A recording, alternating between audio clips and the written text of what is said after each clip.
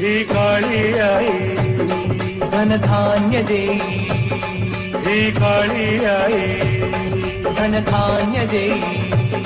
जोडते मनाची नाती आमची माती, आमची माणसं, आमची माती, आमची माणसं, आमची माती, आमची माणसं, आमची माती, आमची माणसं, आमची माती. नमस्कार शेतकरी मित्रांनो, आज आपण प्लॉट व्हिजिटसाठी प्लॉटवर आलेलो आहोत आणि हे सर आलेले आहेत. त्यांना पेरू लावायची म्हणजे इच्छा झाली आहे. मग आपल्याकडं पेरूचे रोप आहेत असं त्यांना कुठून तरी समजलं.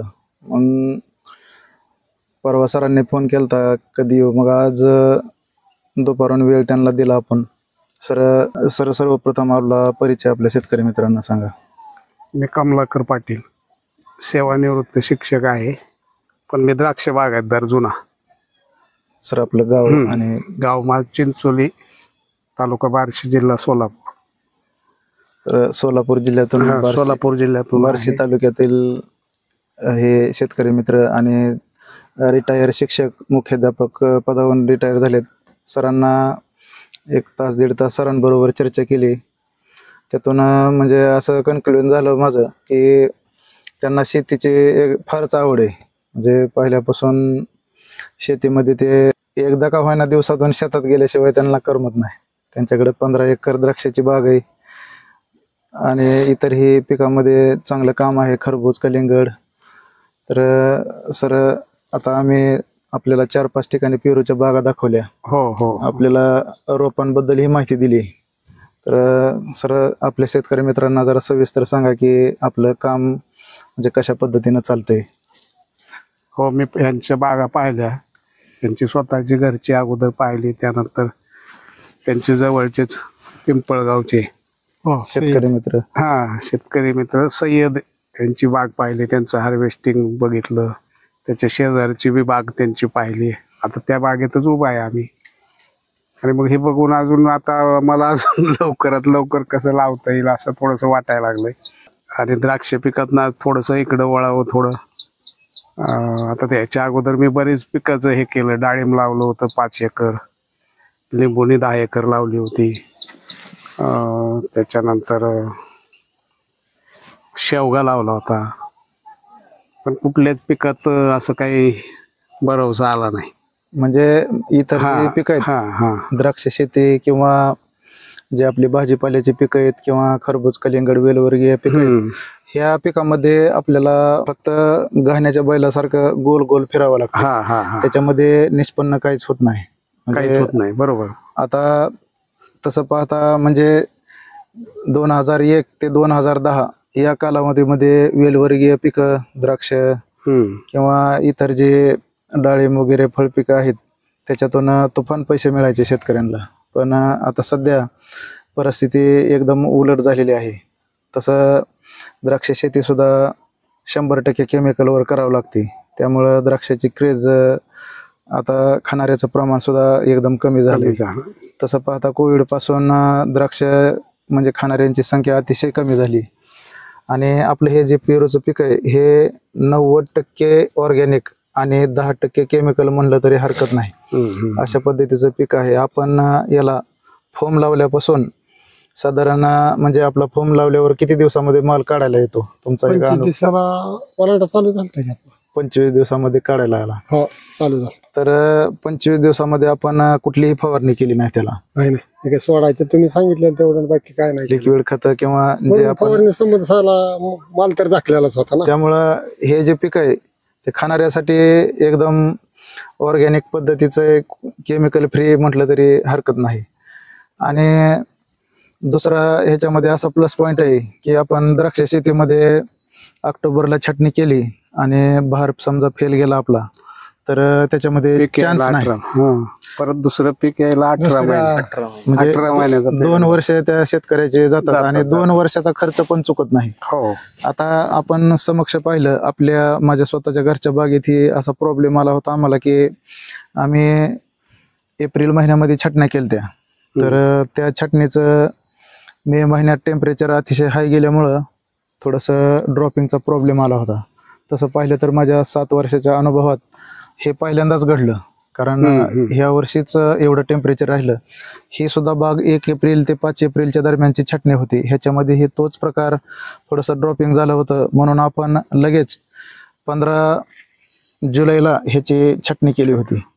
आणि त्या छाटणीचा पहिला बहार असताना, पहिला बहार झाडावर साधारण 60 ते 70 फळं असताना दुसरी आणखी या बागेला आपल्याला फळं दिसत आहेत साधारण 70, 80, 90, 100 पर्यंत फळं आहेत एका झाडाला. त्याचाही आपल्याला डबल बेनिफिट मिळणार आहे. ही एक पद्धत झाली की आपण 2 टप्प्यामध्ये माल घेण्याची ही पद्धत आहे सर. आता दुसरी आणखी एक पद्धत दाखवली तुम्हाला मी. आपण फेब्रुवारीमध्ये छाटणी केली आणि फेब्रुवारीचा जो बहार आहे तो आपला जुलै ऑगस्ट मध्ये संपला यांचा. हे आपले ही बाग दाखवा आपल्या शेतकरी मित्रांना. तर त्या बागेचा जो बहार आहे तो फेब्रुवारीमध्ये छाटणी केली, जुलैमध्ये माल चालू झाला, जुलै आणि ऑगस्ट महिन्यात माल चालला, तो माल संपला. त्याच्यानंतर आणखी बेनिफिटमध्ये दुसरा बहार न छाटणी करता येतो. तर तो बहार आपण घेतलेला आहे. आपण गेल्या एका व्हिडिओमध्ये ह्यांचा व्हिडिओ एक यूट्यूबला टाकलेला आहे. तर त्याच्यामध्ये आपण सांगितलं होतं की 30-40 सरासरी एका झाडाला फॉर्म लागणार आहेत. तर आता आणखी किती फॉर्म बसतील? 1 लाखाच्या 50 बसते त्या 50 फॉर्म तेवढं लागलोय, तोडून टाकायला लागलो माल. म्हणजे 50% माल आपण झाडावर ठेवायला लागलोय. म्हणजे गेल्या वेळेस जे ह्यांना मी कॅल्क्युलेशन सांगितलं होतं की झाडाला जास्त फळं धरायचे नाहीत, आपल्याला 60 ते 70च फळं धरायचे. त्याला आम्हाला जास्त धरला.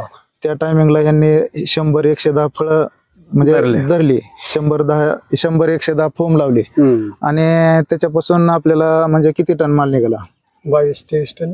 22-23 टन माल निघाला. त्याचा अंदाजे आपल्याला किती पैसे मिळाले? 18-19 लाख रुपये झाला असं. एसबी झाला असतं म्हणजे 20 लाख रुपये त्यांना मिळाले. मग 1 वर्ष म्हणजे 1 वर्ष आणि 4 महिन्याच्या म्हणजे कंडिशन मध्ये तेवढं पैसे मिळाले. आणखी दुसरा बहार लगेचच आपल्याला मिळालेला आहे. आता ह्या बहारामध्ये कितीही कमी रेट मध्ये गेला, आपल्याला 40 रुपयाच्या आतमध्ये चांगल्या क्वालिटीचा माल पेरूचा कधीच विकत नाही. तर 40 रुपयाचा दर पकडला आणि आता यांनीच सांगितलं की आपण 40 ते 50 फॉर्म लावणार आहे. आता लावायचं काम चालू आहे. तर आता साधारण 60,000 जरी फॉर्म लावले, 60,000 फॉर्मचा सरासरी किती ग्रॅमने माल येईल असं वाटतंय? मोठाच होईन काही माल आता असलं सरासरी 400 ग्रॅम साईज येणार आहे. मग 400 ग्रॅमची साईज आली तर आपल्याला त्या 60,000 फॉर्म पासून साधारणपणे 24 टन म्हणजे 20 टन तर पक्का. म्हणजे 20 त्रिक 60, आपण 30 रुपये जरी दर पकडला तरी 6 लाख होणार आहेत. आणि समजा 20 चौक 80, 8 लाख, 6 ते 8 लाखाचं उत्पन्न ह्यांना हमखास मिळणार आहे. आणि हा जो 8 लाख आहे तो दोन्ही बहाराचा आपण खर्च पकडू तर 2 वर्षामध्ये 1.5 एकर क्षेत्रामध्ये आपल्याला 100% 20 लाख रुपयाचा नफा आपल्याला ह्याच्यामध्ये झाला आहे. आपण समक्ष डोळ्याने पाहिलं. सर, आपल्या शेतकरी मित्रांना अशी एक माहिती द्या की तुम्हाला मी सांगितलं आपण रोपामध्ये माझा जो अनुभव आहे तो आपल्याला शेअर केला.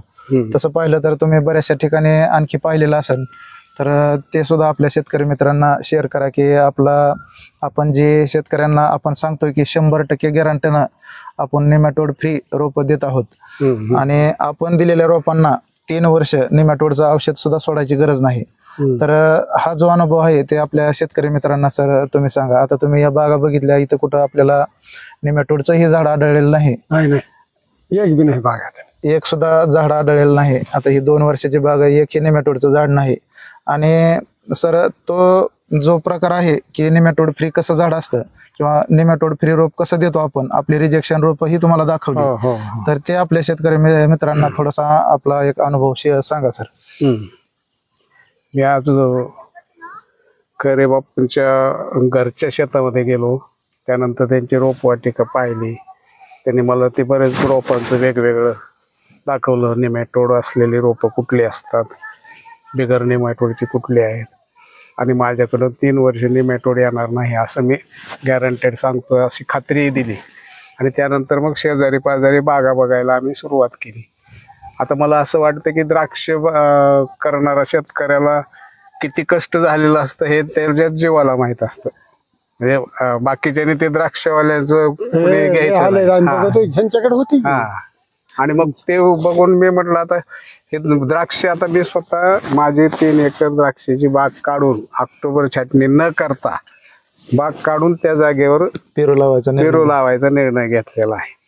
आणि मग मला बापूने खात्री दिली आहे की आता बघा म्हणते मी तुम्हाला दाखवतो 15 महिन्यातच कसं उत्पन्न येतं, हे पहिलं उत्पन्न येतं म्हटले ते. 12-13 महिने आपण युट्यूबच्या माध्यमातून सुद्धा माझं व्हिडिओ पाहिलं होतं. आणि मी युट्यूबच्या माध्यमातूनच बापूचे व्हिडिओ पाहिले.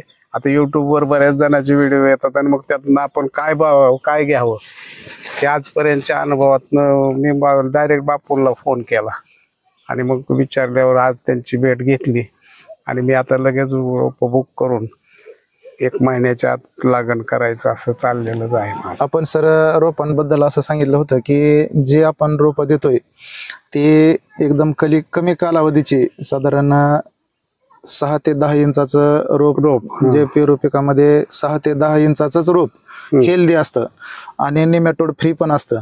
ते पण तुम्हाला दाखवलं. आमच्याकडं साधारण 10 ते 15 इंचाची सुद्धा तुम्हाला रोप रिजेक्शन रोप दाखवली.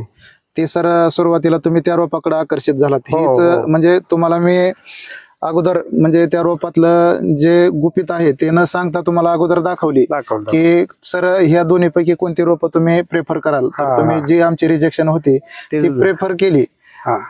तर आपण नंतर सरांना अशी माहिती दिली की ही जी थोडीशी मोठी झालेली रोप असतात, दिसा पुरवलेले आपण आपल्या म्हणजे गावठी भाषेत म्हणतो, तर ते रोप लावण्यायोग्य नसतात. आता वास्तविक पाहता म्हणजे जे तुम्हाला आम्ही रिजेक्शन रोप दाखवली त्याच्यावर अजिबात निमेटोड नाही आता सध्या कंडिशनला. पण तुम्हाला मी गॅरंटीनं सांगितलं की तुम्ही माझ्याकडनं 1 ट्रे हा नेऊन तुम्ही लावा आपल्या बागेमध्ये. तुम्हाला 2 वर्षाने ते जे रोप आहे ते निमेटोड वर गेलेलं दिसणार आहे. तर आपला हा म्हणजे मी रोप पाहिलं की त्याचं म्हणजे कुंडली पाण्याचा जो माझा अभ्यास झालाय एकदम म्हणजे 100% अनुभवातून झालेला आहे. दुसरा एक असा प्लस पॉइंट आपल्या पेरू पिकामध्ये आहे की याच्यामध्ये तणनाशक चालतं. आता बरेचसे कन्सल्टंट किंवा जे बरेचसे शेतकरी असं सांगत असतात की पेरूमध्ये तणनाशक चालत नाही. तर आपणच सांगा आपल्या शेतकरी मित्रांना, आपण पेरूमध्ये इकडे तर ते मिरा 71 हल्ले मध्ये बोरण म्हणजे मिरा 71 सुद्धा म्हणजे हायेस्ट ते सुद्धा पेरूमध्ये चालतं. सरांनी सुद्धा आल्या प्रश्न विचारला की म्हणजे बहुभूधारक शेतकऱ्याला किंवा ज्यांचे जास्त क्षेत्र आहे अशा शेतकऱ्यांना लेबर प्रॉब्लेम मुळे हे फळबागा जे आहेत ते अतिशय दमावणारा विषय असतो. तर आपण समजा मजुरीमुळं अतिशय शेतकरी दमतो, तर आपण तणनाशक ह्याच्यामध्ये चालतं. तर ते सर आपण शेतकरी मित्रांना म्हणजे माझा एक अनुभव आम्ही स्वतः अगोदर आमच्या बागेमध्ये प्रयोग करतो आणि नंतर आपल्या शेतकरी मित्रांना सांगतो. असा डायरेक्ट अनुभव न घेता कुठलाही म्हणजे गोष्ट आपण शेतकरी मित्रांना सांगत नाही. म्हणजे त्याची शहानिशा केल्याशिवाय आपण कुठलीही माहिती शेतकऱ्यांना देत नाही. तर पेरू पिकामध्ये तणनाशक कसं मारायचं ह्याचं एक थोडंसं लॉजिक आहे सर. तर तणनाशक मारताना आपल्याला 5 ते 6 दिवस त्या पेरूच्या बागेचं पाणी बंद करायचं. मग त्याच्यामुळं असं होतं की जे वरच्या भागातील मातीचा थर आहे तो कोरडा होतो आणि आपण त्याच्यावर तणनाशक मारायचं. आणि त्याच्यानंतर आणखी 3 ते 4 दिवस किंवा 5 दिवस शक्य असेल तर 5-6 दिवस पण आपण त्याच्यावर पाणी द्यायचं नाही. तर त्याने असं होतं की ते तण व्यवस्थापन आपलं होतं, पण त्या पेरूची जी मुळं आहेत ते आपलं जे वर्ण मारलेलं तणनाशक आहे ते शोषून घेत नाहीत. त्यामुळं आपल्याला आपली जी झाडं आहेत, आता ह्या बागेमध्ये कमीत कमी 10 ते 15 वेळेस तणनाशक मारलेलं आहे. तर तणनाशक मारून सुद्धा बघा या झाडांची ग्रीनरी क्वालिटी आणि ह्याचा शेंडा समजा आपण मिरा 71 किंवा ग्लायसेल ह्या फॉर्मॅट मधलं जर एखादं तणनाशक मारलं तर झाडावर लगेचच जाणवतं. पण आपल्याला एकदम फ्रेश झाड तर सर थोडं बारक्या कवळ्या पानाला झालं तर ह्या निबार पानाला नाही काय फळावर पडलं तर डाग पडतो. मग ते आपण बॅगिंग केल्यानंतरच करायचं. तणनाशक शक्यतो मारतोय. एखादी खुरापणी घ्यायची मध्ये बी. आणि दुसरा असा एक विषय आहे पेरू मध्ये की बरेचसे कन्सल्टंट किंवा जे पेरू विषयी माहिती सांगतात की पेरूला तारकाठी करावं लागते. सर मी 5-6 ठिकाणी तुम्हाला बागा दाखवल्या, तर तुम्हाला तारकाठी कुठे दिसली का, किंवा पेरूच्या झाडाला किंवा पेरूच्या ह्या फळबागेला आधाराची गरज आहे का? नाही मला सांगा. आपल्या शेतकरी मित्र ही सांगतायत. आधाराची गरज नाही त्याला. आता बरेचसे आपण युट्यूबवर व्हिडिओ पाहतोय किंवा बरेचसे कन्सल्टंट सांगतायत की आपण पेरूला तारकाठी करावं लागते, तर तारकाठीची सुद्धा पेरूला गरज नाही. तर ते आपलं व्यवस्थापन जे आहे ते झाडाच्या म्हणजे डेव्हलपमेंटवर आपण ते झाड तसं बनवतो.